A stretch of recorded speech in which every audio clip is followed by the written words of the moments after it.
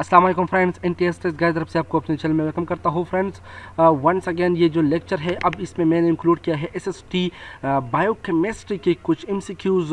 अब ये जो MCQs है ये बहुत इंपॉर्टेंट है और हम बहुत से टेस्टों में ये रिफ्यूट भी हो चुके हैं। तो लेट इसके क्वेश्चन को डिस्कस करते हैं। लेकिन वीडियो में जाने से पहले अगर आपने हमारे चैनल को सब्सक्राइब नहीं किया है तो प्लीज़ चैनल को सब्सक्राइब करें और लाइक के बटन को भी ज़रूर दबा दें। तो लेट्स स्टार्ट द क्वेश्चंस। तो यहाँ पर जो क्वेश्चन इस पेपर में है ये क्वेश्चन नंबर 79 है। The characteristic of alpha particle emitted from radio active nucleus is that they. अब ये जो क्वेश्चन है ये इस तरह है कि अल्फा पार्टिकल जो इमिट होता है रेडियो एक्टिव न्यूक्लियस से, इसकी कौन सी प्रॉपर्टी, ऑप्शन ई तक इसमें इसकी प्रॉपर्टी मौजूद है। तो ऑप्शन ए है आर समटाइम्स निगेटिवली चार्ज। इसमें समटाइम इस तरह होता है, ये बाज़ दफ़ा इस पर चार्ज निगेटिव आता है, तो ये ऑप्शन ठीक नहीं है क्योंकि ये गलत है। Option B usually consist of electron. ये जो अल्फा पार्टिकल है ये इलेक्ट्रॉन होता है, तो ये भी गलत है क्योंकि ये इलेक्ट्रॉन नहीं होता। अगर इलेक्ट्रॉन होता, इलेक्ट्रॉन के लिए हम यूज़ करते हैं बीटा पार्टिकल, इसको हम बीटा पार्टिकल कहते हैं, तो यहाँ पर ये गलत है। ऑप्शन सी कहते हैं हीलियम न्यूक्लियस, ये हीलियम न्यूक्लियस होता है, तो यहाँ पर ये ऑप्शन सी करेक्ट है।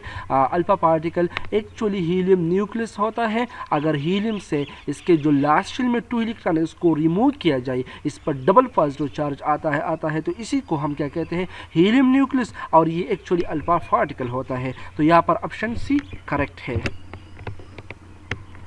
Now question number 80 is the angle between two concurrent force increase.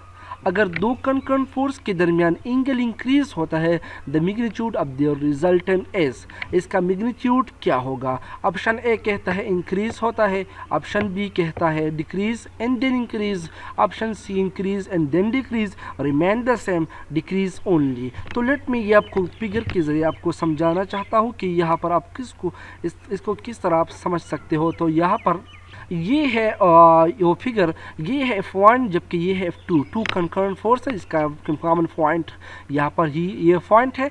अब अगर आप इसका रिजल्ट मालूम करना चाहते हो तो इसका रिजल्ट हमारे साथ इक्वल मैथमेटिकल होता है F1 square F2 square to F1 F2 का थीटा। अगर आप ग्राफिकल इसको मालूम करना चाहते हो तो आपने हेड टू टेल रूल को फॉलो करना होगा।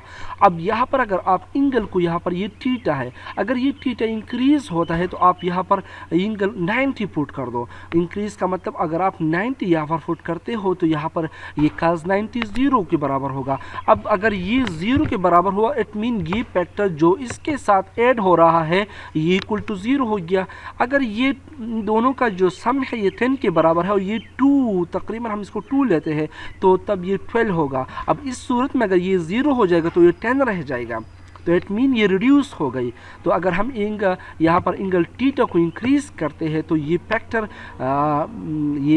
जो फोर्स है रिजल्टेंट फोर्स ये डिक्रीज होता है। अगर हम इसको बिल्कुल इस साइड पर लेते हैं, एंगल 180 करते हैं, तो cos 180 इज इक्वल टू -1। अब ये 2 टाइम ऑफ F1 F2 इससे रिड्यूस होते हैं क्योंकि इससे सब्ट्रैक्ट हो रही है, तो हमारे साथ जो रिजल्ट होगा वो रिड्यूस होगा। तो यहाँ पर जो करेक्ट ऑप्शन है ये फोर्स डिक्रीज होगा, ओनली डिक्रीज होगा। Option E is correct. Question number 81 in the reaction SO2 + 2H2S, अब इसका रिजल्ट प्रोडक्ट जो है 3S + 2H2O, the substance oxidise. इसमें कौन सा सब्सटेंस इन दोनों में ऑक्सीडाइज हुआ है। तो सबसे पहले आपने जानना होगा कि यहाँ पर ऑक्सीडाइज का क्या मतलब है। ऑक्सीडाइज का मतलब है अगर एक मॉलिक्यूल एक एटम के साथ या एक आयन के साथ इलेक्ट्रॉन लैस करता है तो इसको हम क्या कहते हैं, ये ऑक्सीडाइज हो गया। इसके साथ अगर उसके साथ ऑक्सीजन ऐड होता है तो इसको रिडक्शन कहते हैं।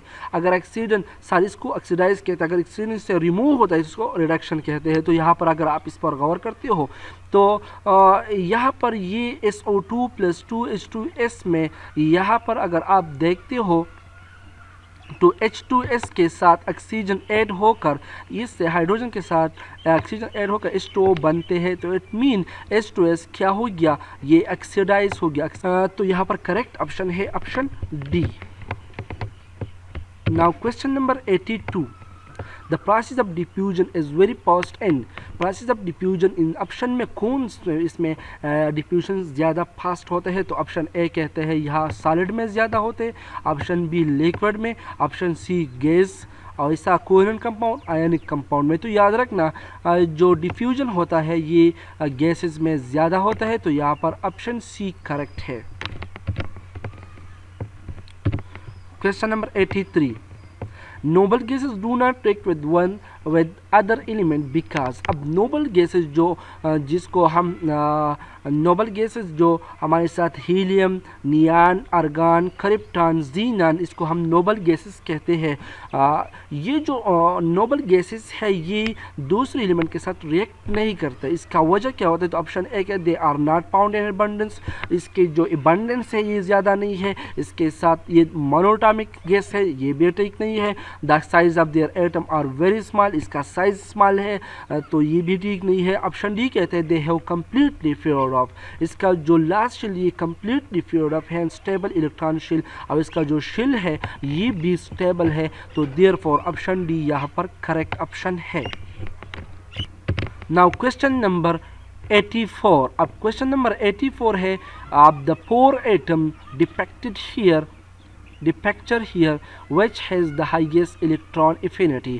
अब सबसे पहले आपने समझना होगा कि इलेक्ट्रॉन एफिनिटी क्या होता है। इलेक्ट्रॉन एफिनिटी होता है कि एक एटम में कितनी एबिलिटी होती है कोई इलेक्ट्रॉन को कैप्चर कर दे, इसको हम क्या कहते हैं? इलेक्ट्रॉन एफिनिटी कहते हैं। अब ये जो इलेक्ट्रॉन एफिनिटी ये डिपेंड करता है स्ट्रक्चर पर, जबकि यहाँ पर नंबर ऑफ इलेक्ट्रॉन पर डिपेंड करता है। अब अगर स्ट्रक्चर स्मॉल है तो यहाँ पर न्यूक्लियस का रिफल्जन इस पर ज़्यादा होगा, तो तब ये इसका इलेक्ट्रॉन एफिनिटी कम होगा। तो यहाँ पर इन दो अगर आप ऑप्शन बी और सी पर गौर करते हैं तो इसमें इलेक्ट्रॉन एफिनिटी सबसे कम है, क्योंकि इसके लास्ट शेल में ऑप्शन सी पर अगर आप गौर करते हो तो इसके इलेक्ट्रॉन एफिनिटी सबसे कम, क्योंकि इसके लास्ट शेल में 2 इलेक्ट्रॉन है और इसको लास्ट करने के चांसेस ज़्यादा है। अगर वो इलेक्ट्रॉन को गेन करता है तो इसके चांसेस बहुत कम है, तो ऑप्शन सी यहाँ पर तो करेक्ट नहीं है। इस तरह अगर आप इस पर गौर करते हो कि ये है तो इसकी इलेक्ट्रॉन एफिनिटी भी कम, इसमें 6 इलेक्ट्रॉन है। लेकिन अगर आप ऑप्शन बी और डी पर गौर करते हो तो आप देखेंगे कि इसके लास्ट शेल में 7 इलेक्ट्रॉन इसमें भी है, 7 इसमें भी है। अगर आप इसके ऊपर गौर करते हो तो ये हमारे साथ क्लोरीन है। अब जिस पर गौर करते तो इसके ये क्लोरीन है। अब इलेक्ट्रॉन एफिनिटी क्लोरीन की कम है और ये इलेक्ट्रॉन एफिनिटी क्लोरीन की ज़्यादा है। इस तरह इलेक्ट्रोनेगेटिविटी इसके ज़्यादा है, इलेक्ट्रोनेगेटिविटी इसकी कम है। लेकिन इसकी वजह बेसिक वजह यह है कि इलेक्ट्रॉन एफिनिटी इसकी क्यों कम है। इसकी बेसिक वजह यह है कि ये ड्यू टू रिफल्जन या जिसकी जो साइज़ है बहुत कम है, इसी वजह से यहाँ रिफल्जन ज़्यादा होगा, ये इलेक्ट्रॉन को कैप्चर आसानी से नहीं कर सकता। लेकिन यहाँ पर ये क्लोरीन आसानी के साथ कोई दूसरे एटम से इलेक्ट्रॉन कैप्चर कर सकता है। तो यहाँ पर ऑप्शन डी करेक्ट ऑप्शन है।